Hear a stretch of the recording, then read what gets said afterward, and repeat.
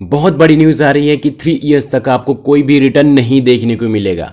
तो ऐसे में क्या हमें अपने फंड से एग्जिट कर लेना चाहिए या फिर अभी रुक करके इंतज़ार करना चाहिए?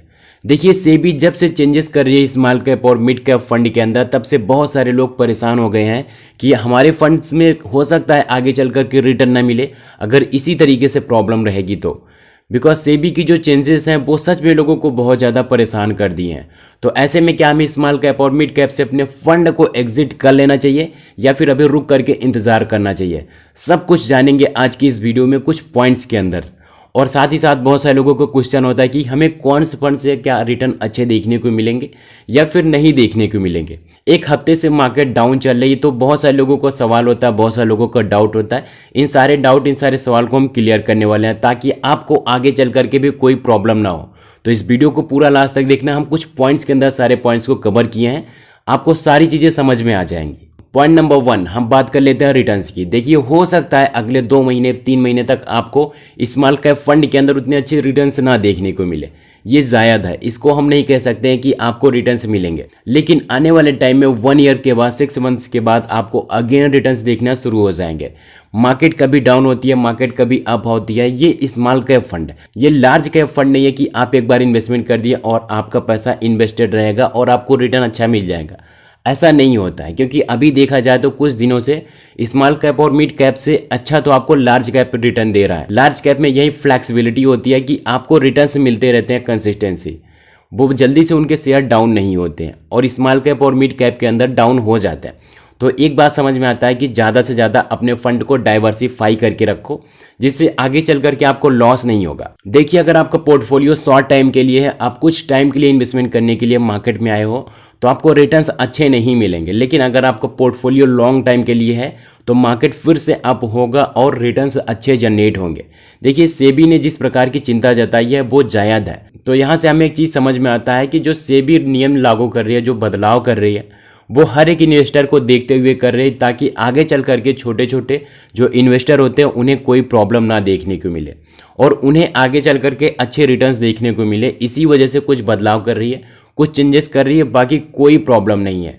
मार्केट नॉइज़, जी हाँ दोस्तों, पॉइंट नंबर 2 है मार्केट नॉइज़। मार्केट के नॉइज़ से बचिए आप। देखिए, आपको सोशल मीडिया पर न्यूज़ के अंदर बहुत सारे न्यूज़ दिखाए जाएंगे जहाँ पर बताया जाता है कि स्मॉल कैप फंड और मिड कैप के फंड बहुत ज़्यादा डाउन हो रहे हैं, जो कि सही है। लेकिन इस प्रकार से दिखाया जाता है कि आगे चल करके उनका शेयर अप नहीं होगा, आगे चल करके बहुत सारे फंड ग्रो नहीं करेंगे। देखिए, मार्केट में हाइप जरूर बनी हुई है, लेकिन उतना भी डरने की ज़रूरत नहीं है। डरने की ज़रूरत इसलिए नहीं है क्योंकि अगर आप एक लॉन्ग टर्म इन्वेस्टर हो, आपने स्मॉल कैप में, मिड कैप में इन्वेस्टमेंट किया लॉन्ग टाइम के लिए, आपका टाइम होरिजन 8 साल, 10 साल, 15 साल, 20 साल के लिए, तो आपको बिल्कुल भी नहीं डरना है। तो रिस्क उनके लिए ज़्यादा है जिसका टाइम होरिजन कम है। अगर आपका टाइम होरिजन अच्छा है तो आपके लिए रिस्क कम हो जाता है, क्योंकि आगे चल करके रिटर्न्स आपको अच्छे जनरेट होंगे। तो मार्केट वोलेटाइल होते हैं, मार्केट के अंदर कुछ प्रॉब्लम्स आती है, ये हमेशा आती है, कोई ये नई बात नहीं है, हमेशा आती है। 2 साल 3 साल के अंदर कहीं ना कहीं मार्केट में कोई ना कोई प्रॉब्लम्स आ ही जाती है। मिड कैप और स्मॉल कैप के अंदर कुछ ऐसी स्टेबिलिटी बढ़ेगी, कुछ ऐसे पॉइंट्स ऐड किए जाएंगे जहाँ पर आपका ही बेनिफिट होगा। तो अगर आपका लॉन्ग टर्म इन्वेस्टमेंट का होरिजन है तो आपके लिए one of the best option है। आप कीप अपने इन्वेस्टमेंट को कंटिन्यू रखिए, आप अपने पैसों को विड्रॉ मत कीजिए। मैं आपको एक एडवाइस देता हूं कि आप अपने पैसों को विड्रॉ मत कीजिएगा। आप जैसे ही इन्वेस्टमेंट कर रहे हो उस चीज़ को कंटिन्यू रखिए, क्योंकि लॉन्ग टर्म में आपको अच्छा रिटर्न्स देखने को मिल जाएंगे। अगर आप 2020 से SIP किए हो या फिर लमसम किए हो तो उस चीज़ को कंटिन्यू रखिए, आप विड्रॉ मत कीजिए, आपको रिटर्न्स अच्छे देखने को मिलेंगे। तो सेबी के जो नियम होते हैं वो कुछ चीज़ों को अपग्रेड करने के लिए होते हैं, वो आपके इन्वेस्टमेंट को और ज़्यादा स्ट्रॉन्ग कर देंगे, उससे आपको कोई भी डाउन नहीं होने वाला। देखिए, न्यूज़ चैनल्स में आपको देखने को मिल जाएगा कि हाँ मार्केट में ये चल रहा है, मार्केट में वो चल रहा है, लेकिन ये सारी चीज़ें ठीक है, आपको रिटर्न्स ज़रूर देखने को मिलेंगे। आपको बहुत सारे वीडियोज़ में बताया जाएगा कि स्मॉल फंड की बहुत ज़्यादा हाइप बने रखी है, लेकिन ऐसा नहीं है। आप अपना इन्वेस्टमेंट कंटिन्यू रखिए, आपको रिटर्न्स ज़रूर मिलेंगे। नाउ अब हम बात कर लेते हैं क्वांट वाले फंड की। देखिए, जब से म्यूचुअल फंड क्वांट वाले फंड को एक्वायर किया है तब से आपको बहुत ही शानदार रिटर्न क्वांट वाले फंड के अंदर देखने को मिला है, नो डाउट। लेकिन बहुत सारे लोग इससे घबरा रहे हैं कि यहाँ पर इन्वेस्टमेंट करने के बाद क्या हमें लॉस तो नहीं हो जाएगा, क्या हमारे पैसे डूब तो नहीं जाएंगे इस फंड के अंदर, बिकॉज रिटर्न्स बहुत अच्छे जनरेट हो रहे हैं। अभी और सब फंड के अंदर कंपेयर करोगे तो आपको जितने भी क्वांट वाले फंड हैं वहाँ पर आपको रिटर्न्स ज़्यादा से ज़्यादा देखने को मिलेंगे। ऐसे में बहुत बड़ा क्वेश्चन मार्क सच में आ जाता है कि कहीं ऐसे तो नहीं है कि आगे चल कर के हो सकता है हमें रिटर्न्स अच्छा ना मिले।